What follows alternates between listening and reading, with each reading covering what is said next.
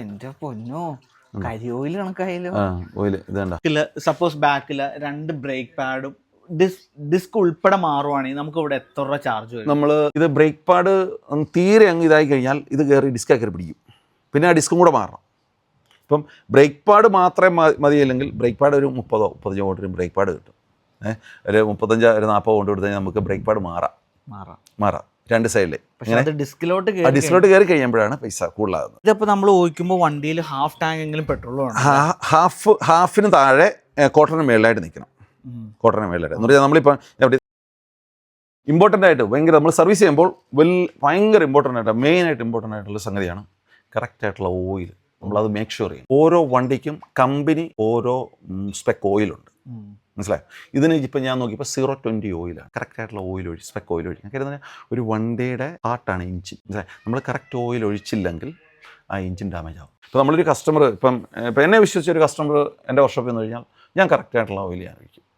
എന്ന് പറഞ്ഞാൽ ഞാൻ അതനുസരിച്ചുള്ള സിസ്റ്റം നമ്മൾ യൂസ് ചെയ്യുന്നുണ്ട്. എന്ന് പറഞ്ഞാൽ ഒരു വർക്ക്ഷോപ്പ് ആപ്ലിക്കേഷൻ ഉണ്ട്, ഓട്ടോഡാറ്റ എന്നത്.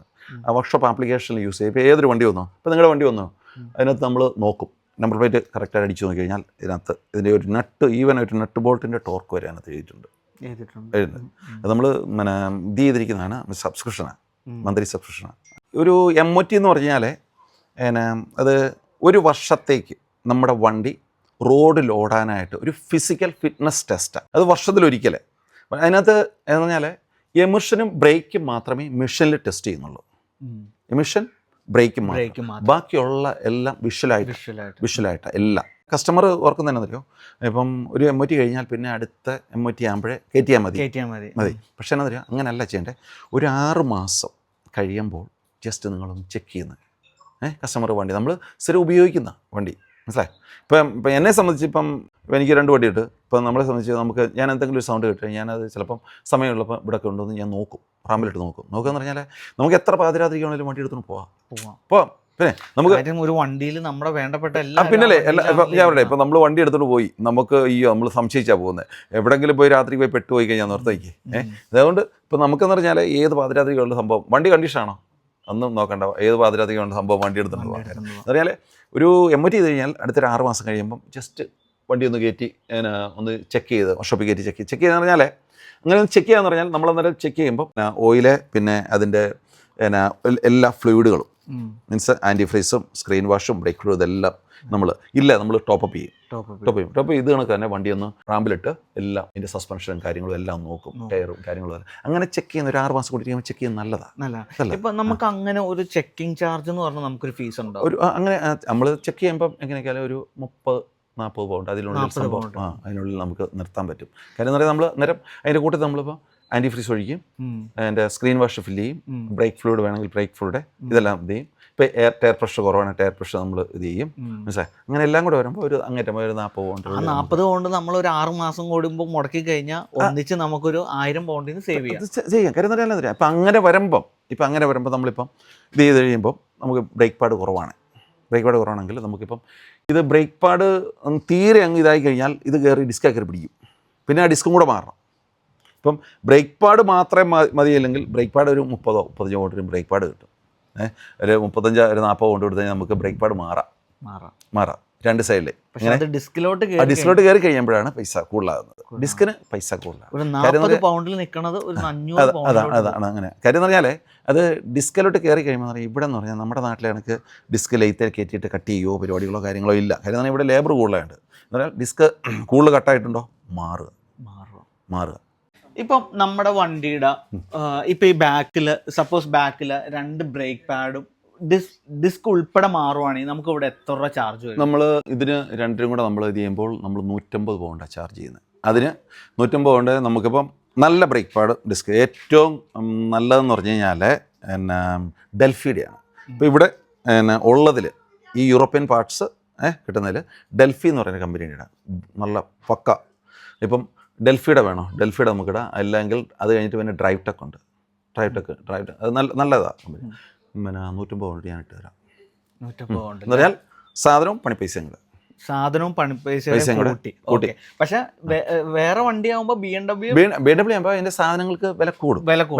അതനുസരിച്ച് റേറ്റ്. അതല്ല നോർമൽ നമ്മുടെ ടൊയോട്ട, ഫോർഡ് ഇങ്ങനെയുള്ള വണ്ടി, ഫോർഡ് ഫോക്കസ്, വോക്സോള ഇങ്ങനെയുള്ള വണ്ടികൾക്കൊക്കെ 150 ഉണ്ട്. അല്ലാതെ ഇതൊക്കെ എന്ന് പറഞ്ഞാൽ ഭയങ്കര കത്തിയാ, മറ്റേ കൂടുതൽ പൈസ എന്നൊക്കെ പറഞ്ഞാൽ. ഇപ്പൊ ഞാൻ എൻ്റെ ഒരു 2 ആഴ്ച മുമ്പ് ഞാനൊരു വീഡിയോ കണ്ടവർക്ക് അറിയാം. അതിൽ നമ്മളോട് പറഞ്ഞത്, ഞാൻ ഷോപ്പിന്റെ പേരെടുത്ത് പറയാനില്ല, ഒരു ഷോപ്പിൽ 256 അതിന്റെ ഇൻവോയ്സ് വരെ ഞാൻ ആ വീഡിയോയിൽ ചെയ്തിട്ടുണ്ട്. വേറൊരു കടയിൽ പറഞ്ഞത് 400. അപ്പം ഈ വീഡിയോ നിങ്ങൾക്ക് എപ്പോ ആണെങ്കിലും ഇവിടെ അപ്പോയിന്റ്മെന്റ് എടുത്തിട്ട് നിങ്ങൾക്ക് വരാം. ഞാനിത് 150 ഞാൻ ചെയ്തുതരാം. ഇപ്പം പിന്നെ എനിക്ക് പിന്നെ 2 ബ്രാൻഡ് ന്യൂ, അതിപ്പോൾ അതിന്റെ സാധനവും നമ്മൾ കാണിക്കാം. ഇതിപ്പം ഇത് കണ്ടോ, ഇതിപ്പോൾ നമ്മൾ മാറിയ ജൂറിഡ് നല്ല, ഇതിപ്പോൾ നിങ്ങൾ അടിച്ചു നോക്കണേ, ജൂറിഡ് നല്ല ബ്രാൻഡാണോ കാര്യങ്ങൾ കാണാം. നല്ല ജൂറിഡ് എന്ന് പറഞ്ഞ ഈ കമ്പനിയുടെ ഇതാണ്. ഇത് കണ്ടോ, ഇതിന്റെ ബ്രേക്ക് പാഡും ഡിസ്കാണ് ഇത് മാറിയത്. അതിന്റെ തന്നെ ഇപ്പം നമ്മൾ ഇപ്പം ജൂറിന്റെ ഡിസ്കാണ് ഇടുന്നത്, ആ ജൂറിന്റെ ബ്രേക്ക് പാഡ് തന്നെ നമ്മൾ ഇടണം എന്ന് പറയാം. അല്ലെങ്കിൽ ഇപ്പം മെറ്റീരിയൽ, ഇപ്പം PPF എന്ന് പറയുന്ന കമ്പനിയുണ്ട്, ഡ്രൈവ് ടെക് ഉണ്ട്, ഡെൽഫി ഉണ്ട്. ഡെൽഫിയുടെ ആണോ, ഡെൽഫിയുടെ പാഡ് തന്നെ, ഡെൽഫിയുടെ ഡിസ്കാണോ മാറുന്നത്, ഡെൽഫിയുടെ പാഡ് തന്നെ. അത് നമ്മൾ മേക്ക് ഷുവർ ചെയ്യണം. അല്ലാതെ മറ്റുള്ള ഇത് ചെയ്യാൻ ചിലപ്പം സൗണ്ട് ബ്രേക്ക് അപ്ലൈ ചെയ്യുമ്പോൾ സൗണ്ട് ഇത് വരും, അതിൻ്റെ എഫിഷ്യൻസിയിലൊക്കെ ഇത് വരും. കാര്യം തന്നെ ഏത് ഡിസ്ക് ഇടുന്നോ ആ ഡിസ്ക് അല്ലാതെ നമ്മൾ എല്ലാ കസ്റ്റമറിൻ്റെ നിന്ന് 150 ഒക്കെയാണ് വാങ്ങിക്കുന്നത്. മീൻസ് അങ്ങനെ ഇങ്ങനെയുള്ള വണ്ടികളുടെ ഇപ്പം ഫ്രണ്ടിലെ ഇപ്പം നമ്മൾ കയറട്ടെ, ഇപ്പം ഇത് സിംഗിളാണ് വരുന്നത്, റിയറിലെ സിംഗിൾ ഡിസ്കാണ് വരുന്നത്. പിന്നെ ഫ്രണ്ടിലെന്ന് പറഞ്ഞാൽ ഡബിൾ വരും. ഡബിൾ വെൻറ്റ് ടൈപ്പാണ്. അത് 2 ഡിസ്ക് അല്ല, അത് വെൻറ്റ് ടൈപ്പാണ്. എന്ന് പറഞ്ഞാൽ ഇതിനേക്കാളും ഡബിൾ വ്യത്യാസമുണ്ട്, തിക്നെസ്സിൽ വ്യത്യാസമുണ്ട്. അതിന് ചിലപ്പോൾ ഒരു ഇച്ചിരി പൈസ കൂടും എന്നൊക്കെ. എന്നാണെന്ന് പറഞ്ഞാൽ 150 160 അതിൽ കൂടുതൽ. പിന്നെ BMW ആകുമ്പോൾ ഒരു ഇച്ചിരി വ്യത്യാസം വരും. അതിനെന്ന് പറഞ്ഞാൽ ഇതിന് സെൻസർ വരും, പാഡയിലൊരു സെൻസറിൻ്റെ കേബിളൊക്കെ ഉണ്ട് ബ്രേക്ക് പാഡയിൽ.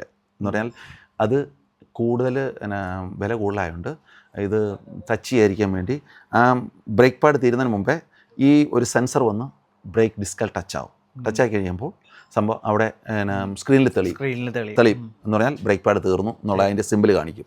അന്നേരം കസ്റ്റമർ അത് മാറണം. ഇതെന്ന് പറഞ്ഞാൽ നമ്മൾ ഈ കുറഞ്ഞ ഇതിലുള്ള വണ്ടികൾക്ക് അത്ര ഇതില്ല. മനസ്സിലായോ? ഇനി നമുക്ക് ബാക്കി ഒന്ന് നോക്കിയാലോ, എഞ്ചിൻ ഓയിലും. ഇപ്പം പുതിയതായിട്ട് ഓയിൽ ഒഴിക്കുകയാണ്. പുതിയ ഓയിൽ നമ്മളിപ്പോൾ ഞാനിപ്പോൾ ക്യാനിൽ നിന്ന് ഒഴിച്ചിട്ട് ഇത് കണ്ടോ ശരിക്കും നമ്മുടെ ഓയിൽ എണ്ണ കളർ കറുപ്പ് തന്നെയാണോ? കറുത്തല്ല, ഇത് കണ്ട ക്ലിയർ. നമ്മുടെ ഈ വെളിച്ചെണ്ണയുടെയൊക്കെ ഓയിൽ നല്ലെണ്ണയല്ലേ, നല്ലെണ്ണയല്ലേ, അതിന്റെ ഓയിൽ കണക്കായിരിക്കുന്നത്. ഞാനത് കാണിച്ചുതരാം. എന്റെ പൊന്നോ, കരി ഓയിൽ കണക്കായാലോ. ഓയിൽ ഇത് കണ്ട, ഡീസൽ വണ്ടിയുടെ ഓയിൽ കണക്കായിരിക്കുന്നത്. എന്ന് പറഞ്ഞാൽ പെട്രോളിൻ്റെ ഓയിൽ ഇങ്ങനെ വരത്തില്ല, ശരിക്കും ഇതായി. നമ്മളിപ്പോൾ ഇതിനകത്തെന്ന് പറഞ്ഞാൽ ഞങ്ങളൊരു വർക്ക്ഷോപ്പ് ആപ്ലിക്കേഷൻ നമ്മൾ യൂസ് ചെയ്യുന്നുണ്ട്. കാണിക്കാം, ഓട്ടോഡാറ്റ എന്നാണ് അതിന് പറയുന്നത്. Workshop application. ഈ വണ്ടിയുടെ നമ്പർ അടിച്ചു. ഓക്കെ, 1.5 ടർബോ എഞ്ചിൻ ഓയിലിൻ്റെ ഇതാണെന്ന്. ഇതിനകത്ത് മൊത്തം കാര്യങ്ങൾ ഇതിനകത്ത് കൊടുത്തിട്ടുണ്ട്. കണ്ടോ, സർവീസ് ടൈം കാര്യങ്ങൾ എല്ലാം, cam shaft system, engine oil ഉണ്ടോ. ഇത് ഇപ്പം നമ്മളിപ്പോൾ അടിച്ച് നോക്കുകയാണ്. എഞ്ചിൻ ഓയിൽ ഉണ്ടോ, ഇതിനകത്ത് 020യുടെ ഈ നമ്പറിലുള്ള എഞ്ചിൻ ഓയിൽ വേണം. 4 ലിറ്റർ ഓയിൽ വേണം ഇതിനകത്ത്. അല്ല നമ്മൾ തോന്നുന്ന ഇത് ഒഴിച്ച് കഴിഞ്ഞാൽ പറ്റത്തില്ല. എല്ലാം ഈവൻ ഒരു നട്ട് ബോൾട്ടിൻ്റെ ടോർക്കും കാര്യങ്ങൾ, ടയർ പ്രഷർ ഉണ്ടോ. നമ്മളിപ്പോൾ ഒരു വണ്ടി അതിൻ്റെ ടയർ പ്രഷർ ഉണ്ടോ, റെഗുലർ ടയർ പ്രഷർ അപ്പം അതിൻ്റെ ടയറിൻ്റെ സൈസായി വന്നിരിക്കുന്നത്. മനസ്സിലായോ? ഇപ്പം എഞ്ചിൻ്റെ ഇത് എത്ര PSI അടിക്കണം എന്നുള്ളത് ഇവിടെ കൊടുത്തിട്ടുണ്ട്. ഫ്രണ്ട് റിയർ ടയറിന്റെ പ്രഷർ കാര്യങ്ങളും എല്ലാം നമ്മൾ സർവീസ് ചെയ്യുമ്പോൾ ഫുൾ സർവീസ് ചെയ്യുമ്പോൾ അതിനകത്ത് വരുന്ന നമ്മൾ ഫുൾ ടയർ 4 വീലിൻ്റെ ടയറും കാര്യങ്ങളും എല്ലാം അടിക്കുകയും കാര്യങ്ങളും ഇതെല്ലാം ചെയ്യും. ഈ DPF ക്ലീനർ നമ്മൾ എഞ്ചിനകത്തല്ല ഒഴിക്കുന്നത്, നമ്മൾ ടാങ്കിനകത്ത്, ഫ്യൂൽ ടാങ്കിനകത്ത്. അതായത് ഫ്യൂൽ ടാങ്കിനകത്ത് ഒഴിക്കുന്നതെന്ന് പറഞ്ഞാൽ ഇപ്പം ഒരു കാൽഭാഗം ക്വാർട്ടർ അല്ലെങ്കിൽ ഹാഫിന് താഴെ നിൽക്കുമ്പോൾ, ഹാഫിന് താഴെ ഫ്യൂൽ ഉള്ളപ്പം ഒരെണ്ണം ഫുള്ള് 500 ml ഒരെണ്ണം ഫുൾ ഒഴിക്കുക. ഒരെണ്ണം ഫുൾ ഒഴിച്ചിട്ട് നമ്മൾ മോട്ടോർ വെയിൽ ഓടിക്കുക വണ്ടി. ഇത് ഡീസലിൻ്റെ ആണ്, ഡീസൽ സിസ്റ്റം ക്ലീനറാണ്. ഇത് പെട്രോളിൻ്റെ ആണ്. മനസ്സിലായി. ഇത് 500 ml ആണ് ഒരെണ്ണം. ഇതിന് വലിയ വലിയ നില 10 പൗണ്ട് നമ്മൾ ഇത് ചെയ്യുന്നത്, 10 പൗണ്ടാണ് നമ്മൾ കൊടുക്കുന്നത്. ഇത് 500 ml. ഇപ്പം നിങ്ങൾ ഇതിപ്പം പിന്നെ കസ്റ്റമർ പോയിട്ട് ഇവിടുന്ന് വാങ്ങിച്ചാലും 350 ഒക്കെയാണ്, 300-350 ഒക്കെയാണ് കിട്ടുന്നത്. മനസ്സിലായി. അതിനും 9-10 പൗണ്ടൊക്കെ കൊടുക്കണം. ഇത് 500 ml ആണ്. ഇതിപ്പോൾ നമ്മൾ ഒഴിക്കുമ്പോൾ വണ്ടിയിൽ ഹാഫ് ടാങ്ക് എങ്കിലും പെട്രോൾ വേണം. ഹാഫിന് താഴെ കോട്ടറിന് മേളിലായിട്ട് നിൽക്കണം. കോട്ടറിന് മേളിലായിട്ട് എന്ന് പറഞ്ഞാൽ നമ്മളിപ്പോൾ 500 ml നമ്മളിപ്പോൾ ഒരു 60 ലിറ്ററിനകത്ത് ഒഴിച്ച് കഴിഞ്ഞാൽ ഒന്നും ആകത്തില്ല. അതിൻ്റെ സ്ട്രെങ്ത് കിട്ടണമെങ്കിൽ മനസ്സിലായി, പവർ കിട്ടണമെങ്കിൽ അവനെ ഒഴിക്കുക, ഓടിക്കുക. വണ്ടി മാനുവലാണോ, ഒരു ലോ ഗിയർ മീൻസ് ഒരു 4th 3rd ഇട്ട് കഴിഞ്ഞാൽ ക്ലച്ച് ചിലപ്പോൾ കത്തിപ്പോവും. 4th ഇട്ടിട്ട് നല്ല മോട്ടോറെ ചവിട്ടി വിടണം. എന്ന് പറഞ്ഞാൽ ക്ലച്ച് കത്തിപ്പോരുത്. പരുവത്തിന് ഓടിക്കണം. എന്ന് പറഞ്ഞാൽ നമ്മളിപ്പം പിന്നെ ഹൈ ഗിയറിലിട്ട് വണ്ടി ഇപ്പം 6 ഇട്ടു, വണ്ടി ഓടി കഴിഞ്ഞാൽ പൂവെന്ന് പറഞ്ഞ എഞ്ചിനും വലിയ ഇതില്ല, എഫക്റ്റ് വരുന്നില്ല. നമ്മൾ നല്ല ഇതിൽ നിൽക്കണം, നല്ല ഇതായിട്ട് പവറിൽ നിൽക്കണം. മനസ്സിലായി. അങ്ങനെ ഓടണം. ഓടി ഈ പിന്നെ ഇപ്പം ക്യാറ്റ് അല്ലെങ്കിൽ DPF ആണ്, DPF ചൂടാകണം. മനസ്സിലായി. ശരിക്കും ചൂടാകണം. ചൂടായി കഴിയുമ്പോൾ നല്ല അടിച്ചു വിട്ട് കഴിയുമ്പോൾ ഇപ്പം കുറേയൊക്കെ അടിച്ചങ്ങ് പോകും. മനസ്സിലായി.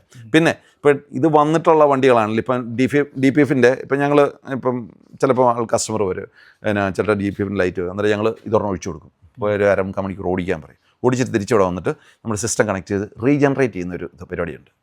മനസ്സിലായി. അന്നേരം അത് സിസ്റ്റം കണക്ട് ചെയ്ത് നമ്മുടെ കമ്പ്യൂട്ടർ കണക്ട് ചെയ്തിട്ട് ഇതാൽ കണക്ട് ചെയ്തിട്ട് റീജനറേറ്റ് ചെയ്യും. ചിലപ്പോൾ പുറകേക്ക് അങ്ങ് പോകും. പിന്നെ അതിൻ്റെ വേറെ സംഭവം എന്ന് പറഞ്ഞാൽ ഇത് ഒഴിച്ചിട്ട് ഓടിച്ചു കഴിഞ്ഞാൽ നമ്മൾ അത് പിന്നെ കയറി പെട്രോൾ അടിക്കരുത്, ഡീസൽ അടിക്കരുത്. ഇത് ഒഴിച്ചിട്ട് ഉടനെ ഡീസൽ അടിക്കരുത്.